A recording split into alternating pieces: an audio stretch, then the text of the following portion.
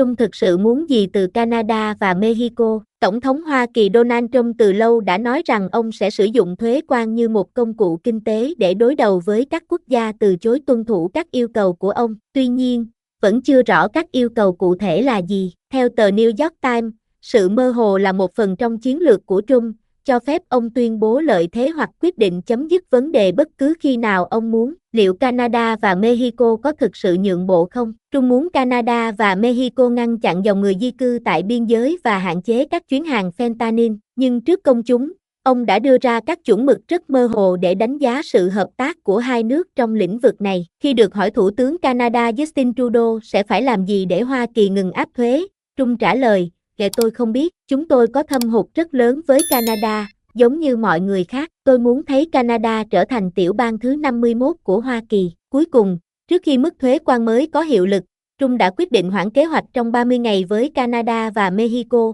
tạm thời tránh được cuộc khủng hoảng có thể làm đảo lộn nền kinh tế toàn cầu. Tổng thống cho biết các nước láng giềng đã nhượng bộ Hoa Kỳ. Canada đã bổ nhiệm một ông trùm fentanyl và thành lập một lực lượng đặc nhiệm chung để chống tội phạm có tổ chức và rửa tiền. Trong khi đó, Trump cho biết Mexico đã cam kết tăng cường an ninh tại biên giới Hoa Kỳ-Mexico với 10.000 thành viên của lực lượng vệ binh quốc gia, nhưng không rõ liệu bất kỳ biện pháp nào trong số này có được coi là nhượng bộ lớn hay không. Trong một bài đăng trên mạng xã hội, Trudeau tiết lộ rằng các động thái này là một phần trong kế hoạch biên giới trị giá 1,3 tỷ đô la của Canada, bao gồm triển khai thêm công nghệ và nhân sự đến biên giới. Theo dữ liệu của liên bang, biên giới Hoa Kỳ-Canada chỉ chứng kiến một phần nhỏ tổng số vụ tịch thu fentanyl. Mexico đã đẩy mạnh các hoạt động biên giới trước khi Trump đe dọa áp thuế và các vụ vượt biên trái phép đã giảm mạnh. Trong 4 tháng đầu nhiệm kỳ của Tổng thống Claudia Sheinbaum, lực lượng an ninh Mexico đã thu giữ một lượng lớn fentanyl và tăng cường nỗ lực xác định vị trí và phá hủy các phòng thí nghiệm sản xuất fentanyl. Số ca tử vong do ma túy ở Hoa Kỳ dự kiến sẽ giảm vào năm 2024 sau nhiều năm tăng đều do dùng thuốc quá liều. Ông ấy đã quen với sự hỗn loạn,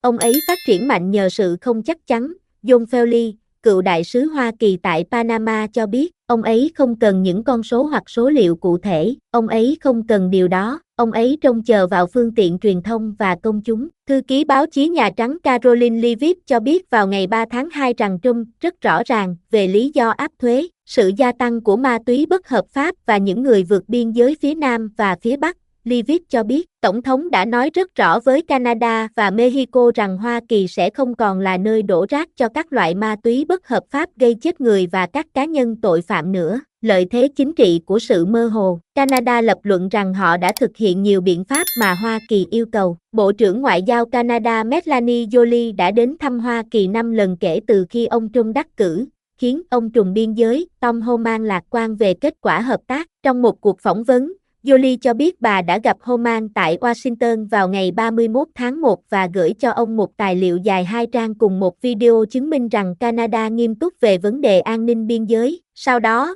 Homan cho biết Canada đang cải thiện an ninh biên giới nhưng Trump cảm thấy họ chưa làm đủ và quyết định cuối cùng tùy thuộc vào Tổng thống. Trump vẫn giữ nguyên mức thuế quan của Canada cho đến ngày 3 tháng 2, một ngày trước khi lệnh mới có hiệu lực. Trong khi đó, lời cam kết tăng cường thực thi biên giới của Mexico sẽ có lợi cho Trump vì Tổng thống đã áp đặt các hạn chế toàn diện khiến hàng nghìn người di cư phải dừng lại. Trong những năm gần đây, một số quan chức Hoa Kỳ lo ngại rằng Mexico không nhất quán trong việc ưu tiên an ninh biên giới, nhưng Mexico đã đồng ý tăng cường thực thi biên giới cách đây khoảng 1 năm sau khi chính quyền Biden nêu lên lo ngại rằng Mexico không làm đủ để kiểm soát biên giới. Các vụ vượt biên trái phép đã giảm đáng kể. Mexico cũng đã đồng ý triển khai 10.000 quân để giúp thực thi luật nhập cư vào năm 2021 mà không bị đe dọa bởi thuế quan. Bà Leavitt cho biết đợt triển khai được công bố vào ngày 3 tháng 2 là dài hạn. Trong 2 tuần kể từ khi nhậm chức, ông Trump đã cho thấy rằng Hoa Kỳ sẵn sàng cứng